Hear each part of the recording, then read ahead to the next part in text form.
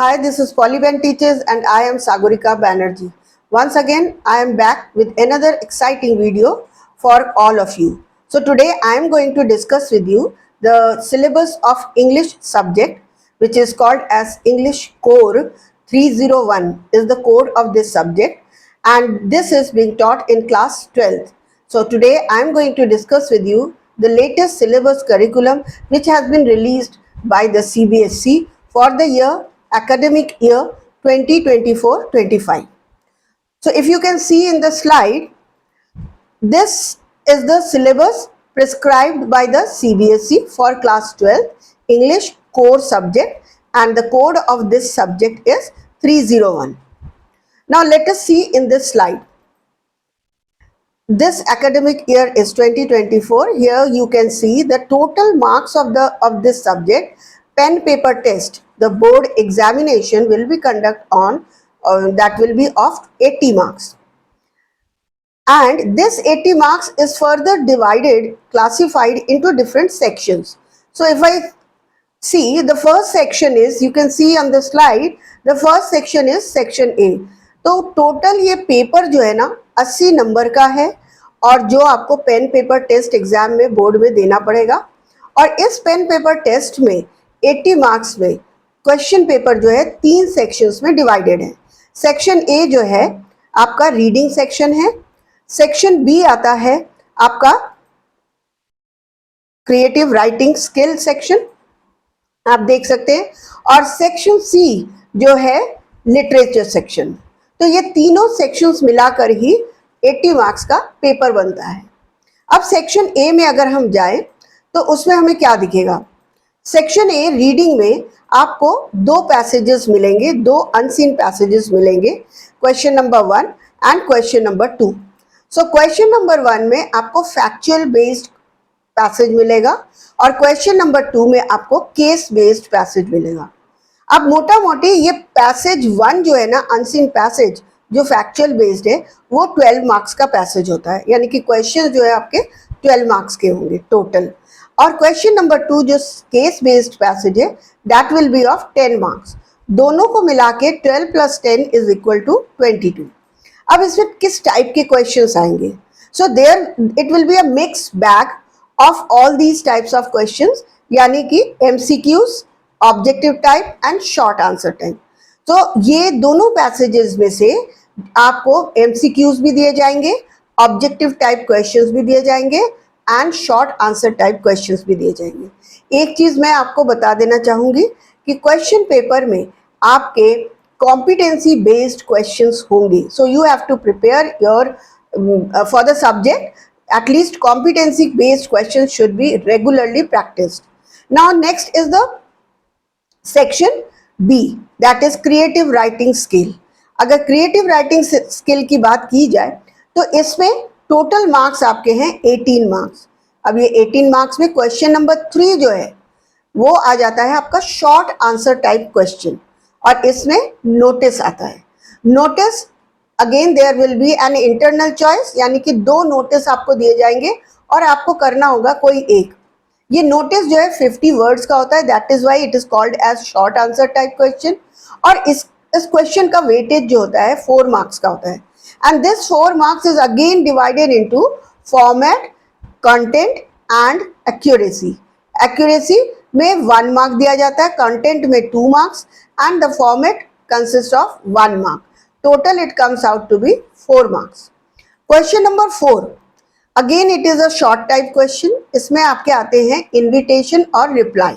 So again there will be an internal choice, यानी कि either 2 invitations के questions होंगे, या एक invitation और एक reply होगा, या दोनों ही reply होंगे।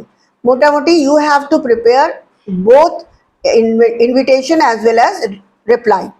This question is also of 50 words, यानी कि वर्ड लिमिट इसकी 50 वर्ड्स है, और क्वेश्चन जो है 4 मार्क्स का है, जिसमें फॉर्मेट 1 मार्क का, कंटेंट 2 मार्क्स का और एक्यूरेसी 1 मार्क का। Question number 5 creative writing section में क्वेश्चन नंबर 5 जो है लॉन्ग आंसर टाइप क्वेश्चन होता है। Now this question is of letter. इसमें लेटर्स आते हैं, लेकिन लेटर आपके सिलेबस में सिर्फ 2 टाइप के हैं, One is letter to the editor and the other one is job application. So when there will be a choice between these two, एक जॉब एप्लीकेशन और एक लेटर टू द एडिटर आएगा, उसमें से आपको कोई एक करना होगा. This question again has 120 to 150 word limit और इसकी जो वेटेज है, the marks, total marks for this question is 5 marks. So there is a change in this. Format will be of 1 mark and then organization of idea will be of 1 mark, content will be 2 marks and last accuracy will be of 1 mark.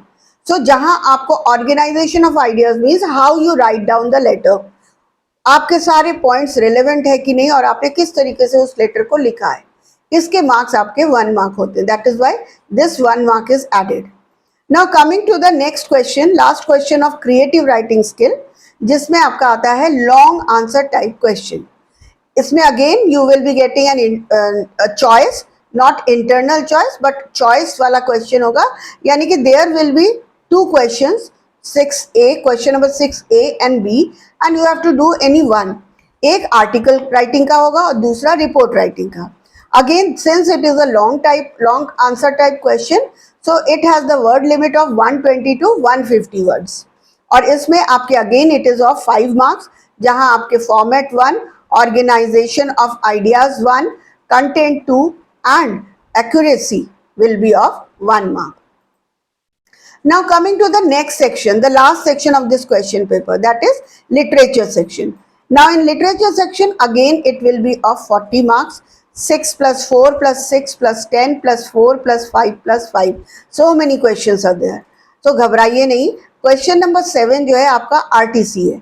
RTC का मतलब होता है reference to the context, that is extract based questions.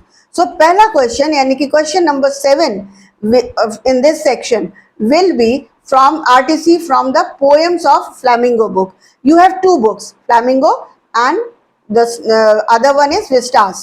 So इन दोनों books में से Flamingo में से सिर्फ poems में से आपकी RTC आएंगी in the form of question number 7. And in this there will be 6 questions, 1 mark each. So this comes out to be total 6 marks weightage. Then you have question number 8, RTC again reference to the context from the prose section of Vistas book, जो आपकी supplementary book है. But this extract will be of 4 marks, that is 1 mark each. Then comes another question number 9, again an RTC which will comprise of prose section, the extracts from the prose section of the Flamingo book. Flamingo book की अब जो prose section है, जो chapters हैं, उनमें से आएंगी. And this will again be of 6 marks, that is 1 mark each. इन सारे ही questions में internal choice होंगी, यानी कि question number 7 में भी आपके 2 extract होंगे, आपको 1 करना है.